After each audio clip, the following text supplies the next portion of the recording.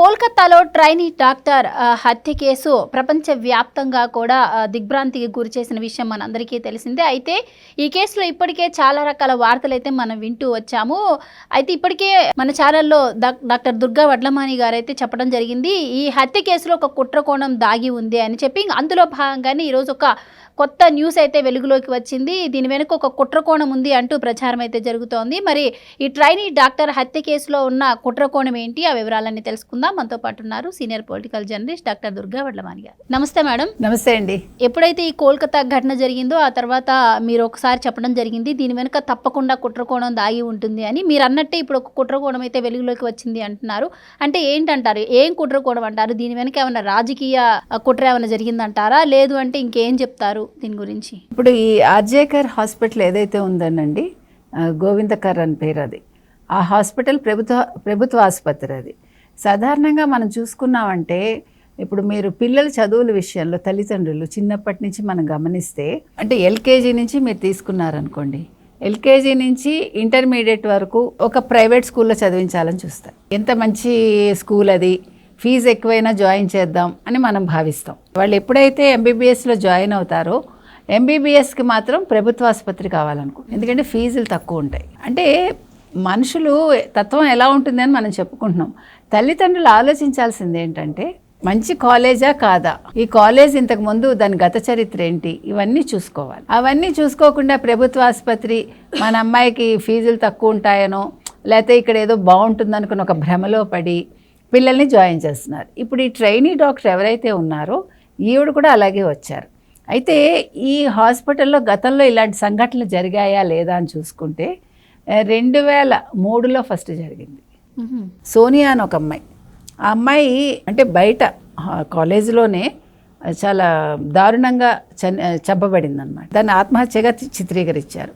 అలాగే 2007లో ఒకసారి జరిగింది, 2014లో జరిగింది. అంటే గతంలో జరిగినప్పుడు అప్పుడు సోషల్ మీడియా లేదు, కానీ ఇప్పుడు సోషల్ మీడియా ఉంది కాబట్టి ఈ విషయం అనేది చాలా వెలుగులోకి వచ్చింది. దీని మీద మొత్తం డాక్టర్స్ అందరూ స్పందించారు, ఓపీలు రద్దు చేశారు. ఇక్కడ ఇంకొక చిత్రమైన విషయం ఏంటంటే, మనకి వెస్ట్ బెంగాల్ ముఖ్యమంత్రిగా ఉన్న మమతా బెనర్జీ, ఆవిడ ముఖ్యమంత్రే కాకుండా ఆవిడ హోమ్ మినిస్టరు, వైద్య ఆరోగ్య శాఖ మంత్రి కూడా. ఆవిడ పోయి ధర్నాలో కూర్చోవడం అనేది అప్సర్డ్ కదా. ఆవిడ అసలు ఎలా కూర్చుంటుంది, ఏమైనా అర్థం ఉందా అండి? నువ్వు కదా ఆన్సర్ ఇవ్వాలి, నువ్వు పోయి న్యాయం జరగాలని అడగడం ఏంటి? నువ్వు కదా న్యాయం జరిగేలాగా చూడాలి. ఇది జరిగిన 3 గంటల వరకు తల్లిదండ్రులను అనుమతించలేదండి. ఆ తర్వాత 3 రోజులైంది, ఇంతవరకు రిపోర్ట్ బయటకు రాలేదు. ఎక్కడికక్కడ మీరు చూసుకుంటే ప్రిన్సిపాల్ అన్నవాడు లేదా సూపరింటెండెంట్ ఎవరైతే ఉంటారో వాళ్ళు ఆత్మహత్యగా చిత్రీకరించడానికి ప్రయత్నించారు. తర్వాత దాన్ని మార్చారు. ఇప్పుడు ఇందులో ఉండే ఆ నిందితులు 3 ఆల్రెడీ వాళ్ళు విదేశాలకు పారిపోయారని మనకు తెలుస్తుంది. అందులో ఒకళ్ళు టీఎంసీ రాజకీయ నాయకుడు, అంటే టీఎంసీకి సంబంధించిన రాజకీయ నాయకుడు ఎవరైతే ఉన్నారో వాళ్ళ కొడుకు అని తెలుస్తుంది. ఇంకొక పెద్ద విషయం ఏంటంటే, మీకు అంటే మనం ఇది ఎందుకు చెప్తున్నామంటే, అక్కడ మీకు 1.5 కిలోమీటర్ల దూరంలోనండి ఈ సోనాగచ్చి అని రెడ్ లైట్ ఏరియా ఉంది మీకు, అంటే ఈ హాస్పిటల్కి దగ్గరలో. ఇక్కడ చాలా అంటే ఇలాంటి విషయాలు జరుగుతూ ఉంటాయి. ఆ సోనాగచ్చికి సంబంధించిన వాళ్ళందరూ కూడా ఇక్కడ ఈ రూమ్స్ వాడుకుంటారు ఈ హాస్పిటల్లో అని కూడా మనకు తెలుస్తుంది. గంజాయి తాగుతారు. సో అంటే ఇక్కడ ఇలాంటివన్నీ జరుగుతాయి అని తెలుస్తుంది మనకి. మనం మొన్న మాట్లాడినప్పుడే మనం ఏమన్నామంటే, దీని వెనకాల ఇంకేదో కుట్రకోణం ఉంది ఈ అమ్మాయిని చంపటంలో అని మనం అన్నాం. ఇక్కడ ఇంకొక విషయం ఏంటంటేనండి, మీరు తీసుకోవాల్సింది, ఇప్పుడు వీళ్ళకి ప్రాక్టికల్స్ ఉంటాయి. ప్రాక్టికల్స్ ప్రొఫెసర్ చేతిలో ఉంటాయి. ఎగ్జామ్స్ మాత్రం అవుట్ సైడ్ నుంచి వస్తారు ఎగ్జామినర్స్. ఎప్పుడైతే ప్రొఫెసర్ చేతుల్లో ఉంటాయో వీళ్ళు డబ్బులు తీసుకోవటం ఇట్లాంటి పనులు చేస్తారని విన్నాం మనం. ఈ డబ్బులు తీసుకోవటమే కాకుండా వీళ్ళని ఈ రకంగా ఉపయోగించుకుంటున్నారా, లేదు వీళ్ళని పాస్ చేయటం కోసం వీళ్ళని వేరే రకంగా వీళ్ళని ప్రలోభ పెడుతున్నారా అనేది కూడా ఒక సందేహం వ్యక్తమవుతుంది. ఇప్పుడు ఈ అమ్మాయి విషయంలో కూడా వాడు ఆల్రెడీ అసలు అక్కడికి ఎందుకు పంపించారు, ఆ సెమినార్ హాల్లో అమ్మాయిని పడుకోమని ఎవరు చెప్పారు? ఆ సెమినార్ హాల్ ఆల్రెడీ అక్కడ రెనోవేషన్ జరుగుతోందిట, మీకు తెలుసా? వీళ్ళు ఎవరైతే ఇవంతా చేశారో, చేశాక వాళ్ళు అక్కడ ఉండే వాష్ బేసిన్లో చేతులు కడుక్కుని ఆ రక్తపు మరకలు అవంతా ఆ వాష్ బేసిన్ పగలగొట్టారని తెలుస్తుంది. ఈ అమ్మాయిని అక్కడికి ఎందుకు పంపించారు? అంతసేపు ఆ అమ్మాయి వాళ్ళతో ఉంది కదా, ఆ అమ్మాయికి ఏం బ్రెయిన్ వాష్ చేశారు? ఆ పిల్ల తెలియకుండా వెళ్ళిందా అంటే అక్కడ పడుకుందామని? ఇవన్నీ కూడా ప్రీ ప్లాన్డా? వీళ్ళు ఆల్రెడీ అక్కడ ఉన్నారా? లేదు ఇలాంటివి ఇంకా జరుగుతున్నాయా? అంటే ఈ రాజకీయ నాయకులు కావచ్చు వీళ్ళందరూ కూడా అక్కడ ఆ ట్రైనీస్ని ఏమైనా ఉపయోగించుకుంటున్నారా?